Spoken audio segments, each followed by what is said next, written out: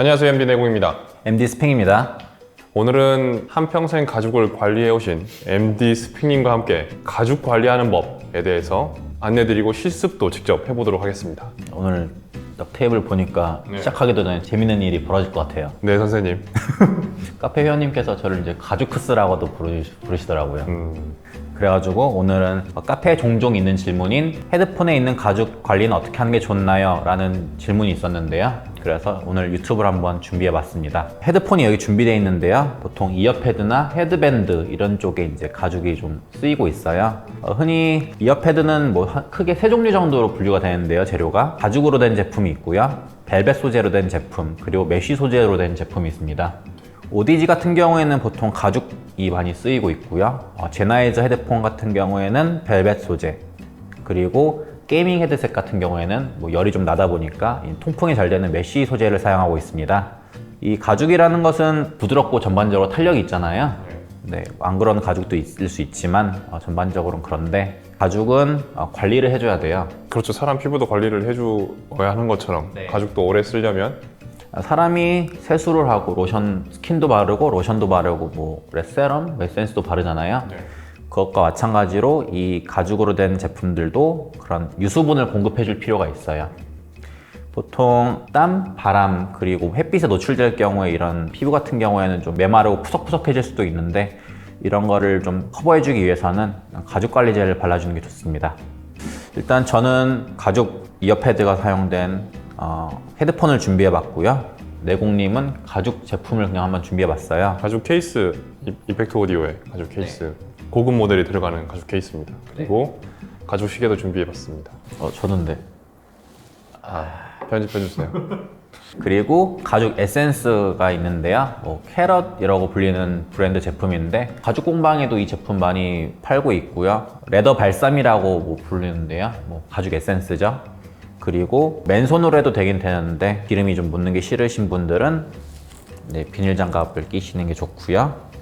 에센스를 바를 스폰지, 그리고 뭐 먼지를 털어낼 뭐 극세사천, 그리고 마지막에 에센스를 닦아내줄 마른 헝겊이 있으면 됩니다. 네, 재밌는 실습 시간을 이제 갖도록 해볼까요? 네, 이제 이건 뭐 말로만 하지 말고 실제로 이제 보여드리도록 하는 게 좋을 것 같아요. 보통 가죽 제품 같은 경우에는 뭐 서랍에 넣다기보다는 뭐 헤드폰도 그렇고 보통 헤드폰 거치대에 이렇게 올려놓는 경우가 많을 거예요, 바깥에. 그러면은 먼지가 쌓이잖아요. 그렇기 때문에 에센스를 발라주기 전에 한번 이렇게 먼지를 훑어주는 게 좋습니다. 일단 비닐 장갑을 껴보겠습니다. 네.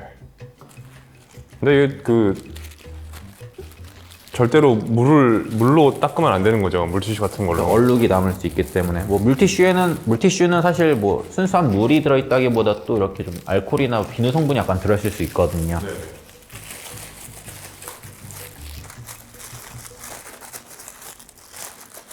되게 안녕 여러분 이런 거 해야 될 것 같은 느낌.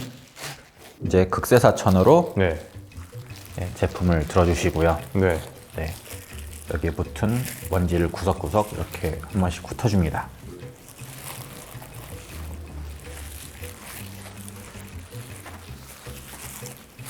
뭐 이어패드 같은 경우에는 뭐 내부에 이제 이어홀이 있잖아요.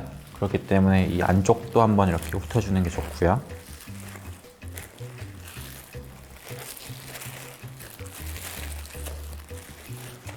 넘어가죠 이제. 이제 메인이죠. 네, 가죽 에센스를 발라주면 되는데요. 잠깐만요. 이거 좀 적고요. 네, 김영만의 색종이적 교실 같아요. 시끄럽습니다. 네. 가죽 에센스를 발라주는데요. 네. 이거 어떻게 하는 거예요? 내고님 같은 경우에는 새 스펀지를 준비해드렸고요. 네, 저는 좀 쓰다가 가져온 스펀지를 갖고 왔는데 되게 좀 차이가 있죠. 네. 여기 있는 스펀지를 이렇게 살짝 발라가지고 가죽 제품에 얇게 돌리듯이 이렇게 발라주시면 됩니다. 이걸 뭐 버핑이라고도 하는 것 같은데요. 네, 그냥 얇게 이렇게 동그랗게 원을 그려가면서 이렇게 얇게 펴바른다고 보시면 될 것 같고요. 이게 일종의 뭐 기름이거든요, 사실은. 네, 그렇기 때문에 너무 많이 바르면 또 기름이 헛돌 수가 있어요. 네. 많이 바른 것 같은데? 네. 네.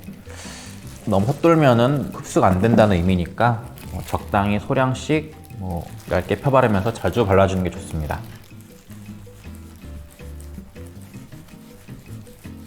너무 욕심을 부린 것 같은데? 너무 많이 했다 이거. 근데 사실 이거 하게 될 줄 어제까지 몰랐어요.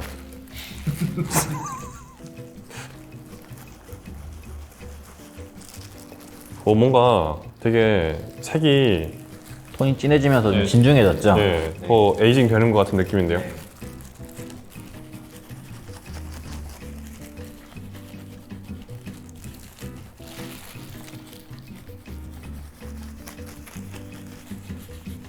다 된 것 같습니다 이제. 네. 네, 이제 20-30분 정도 자연 건조를 해줄 필요가 있는데요. 바닥에 이렇게 수건을 깔아주고 네, 제품 올려놓고 서늘한 곳에 20-30분 정도 시간을 보내면 됩니다. 그런데 영상에서는 네, 20-30분을 기다릴 수가 없기 때문에 20-30분 지났다고 하고 네, 바로 다음 단계로 넘어갈 텐데요. 네, 그래도 됩니까? 네. 뿅. 네, 30분이 지났군요. 네, 이제 마지막 단계인 마른 헝겊으로 제품에 이제 남아있는 이제 기름을 한번 흩어줄 필요가 있어요. 이거는 수건이 한 개밖에 준비되어 있지 않기 때문에 제가 먼저 하겠습니다. 이 전문가의 섬세한 손길이 느껴지는군요. 가죽 제품 같은 경우에는 이렇게 평면으로 돼 있다기보다는 이제 중간에 이렇게 스티치, 이제 실밥이라고 하죠. 예, 그런 게 들어있는데 이렇게 에센스를 바르다 보면 이 기름덩이 같은 게 그 실밥에 낄 수가 있어요. 그런 경우에는 칫솔 같은 걸 한 번씩 이렇게 이빨에 낀 음식물을 찌꺼기를 빼듯이 한 번씩 훑어주는 게 좋고요. 아니면 손가락으로 할 수 있으면 빼주셔도 됩니다. 손톱을 길러야겠군요. 아닙니다. 네.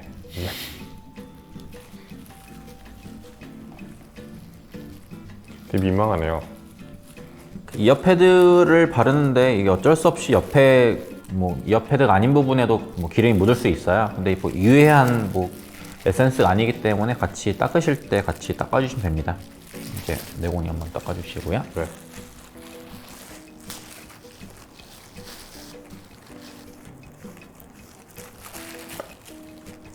너무 정성스럽게 닦아주시는군요. 지금 카메라가 있기 때문입니다. 카메라가 없었으면 아닙니다. 보통 이런 가죽 관리는 제가 알기로 한 3개월에 한 번 정도를 바르거든요.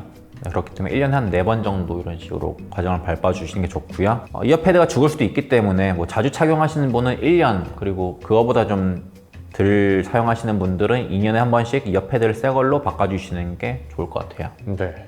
아무래도 이제 가죽 제품들은 다 이제 고가 제품에 보통 제대로 된 가죽들은 이제 도입이 되다 보니까 네. 특히 이제 오디지 같은 경우에는 요 이제 헤드밴드랑 이어패드 둘 다 따로 별도로 구매할 수가 있잖아요. AS 형태로. 그래서 이제 그렇게 구매하실 수 있을 것 같아요. 네. 이 궁금증이 이제 많은 분들에게 해결되셨으면 좋겠어요. 그렇게 생각보다 거창하거나 어렵진 않네요. 네, 사실 간단하죠? 네, 참 쉽죠.